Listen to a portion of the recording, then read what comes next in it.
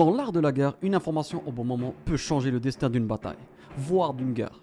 Aujourd'hui, sur le champ de bataille, on peut collecter une avalanche d'informations, mais si elles ne sont pas exploitées rapidement, ces informations ne valent rien. Je m'appelle Imad Messi Saïd, je suis architecte cloud et aujourd'hui, on va découvrir le cloud du combat.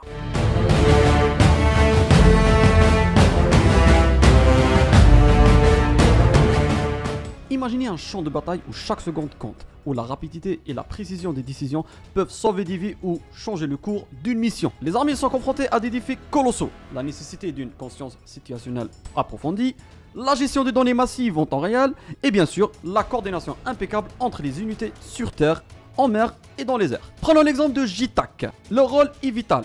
Ils coordonnent les frappes aériennes, veillant à ce que chaque bombardement soit précis et sûr. Mais ils sont souvent limités par la vitesse et la capacité de leur équipement de communication. Dans un monde où les menaces évoluent rapidement, cette limitation peut avoir des conséquences critiques. Historiquement, les forces armées se sont appuyées sur une variété de systèmes pour communiquer et opérer, des radios tactiques aux systèmes de données complexes comme le Link 16 utilisé par l'OTAN. Mais ces systèmes ont leurs limites. Leurs capacités de transmission de données sont restreintes et la mise à jour des informations n'est pas toujours instantanée, ce qui peut conduire à des lacunes dans la conscience situationnelle et ralentir le processus décisionnel. Et c'est là où le cloud du combat intervient. Avec sa promesse de rapidité, de flexibilité et de puissance de traitement, le cloud a le potentiel de transformer radicalement les opérations militaires. Avec le cloud du combat, les informations ne sont pas seulement transmises, mais aussi traitées, analysées et partagées en temps réel, offrant une vue d'ensemble instantanée et précise d'un champ de bataille. C'est un truc de fou.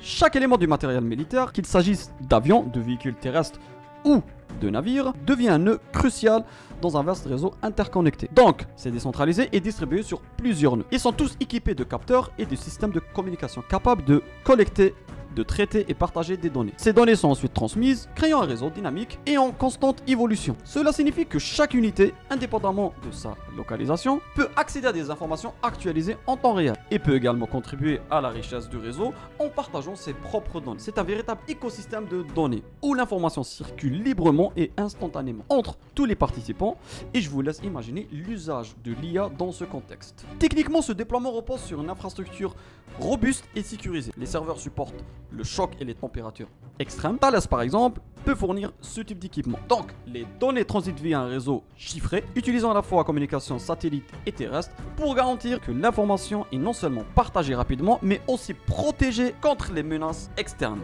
Dans ce nouveau paysage de guerre connectée où chaque unité, que ce soit un pilote dans un cockpit ou un soldat avec un dispositif mobile, devient un point vital dans ce réseau. Cela ouvre des nouvelles perspectives pour les stratégies militaires où la rapidité et la précision de l'information sont aussi critiques que la force brute. Ainsi, le cloud du combat ne se limite pas à une simple technologie. C'est une nouvelle manière de penser la guerre où chaque composant de l'armée joue un rôle clé dans un réseau interconnecté et intelligent. Maintenant, prenons un vrai exemple. Les Américains sont les premiers à se lancer dans le cloud du combat, mais en Europe, on a le système de combat aérien du futur, le projet SCAF, un projet ambitieux mené par la France, l'Allemagne et l'Espagne, qui devrait voir le jour en 2040.